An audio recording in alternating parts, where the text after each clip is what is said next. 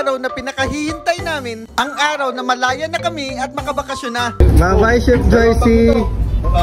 Pero hindi bakasyon sa Pilipinas, kundi bakasyon dito sa Amerika. Yes, tama yung dinig nyo, sa Amerika kami magbabakasyon ng 2 linggo. Pero yung mga naiwan dyan, babay na lang muna mga tol, ingat kayo dyan.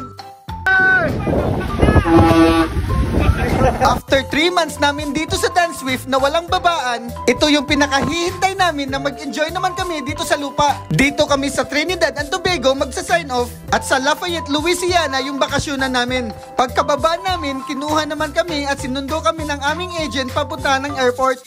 Grabe yung mga porma seaman na seaman, offshore ba? 5 hours flight ang biyahe namin from Trinidad to Houston.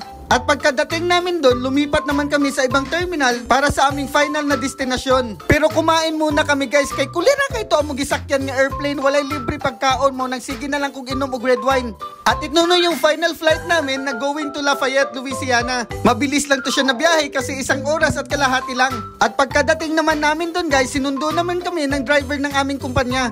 Kaya ang sobrang saya namin lahat dahil nakarating na rin kami sa hotel namin. At dito kami magstay ng 2 linggo. At para pa rin kami nagtrabaho dito kasi bayad pa rin yung bakasyon namin. Kinuha lang namin yung mga keycard at saka pumasok na rin kami sa aming mga kwarto. Kaya alam mo na, ang susunod na mangyayari, matik na kaayo na. Hey!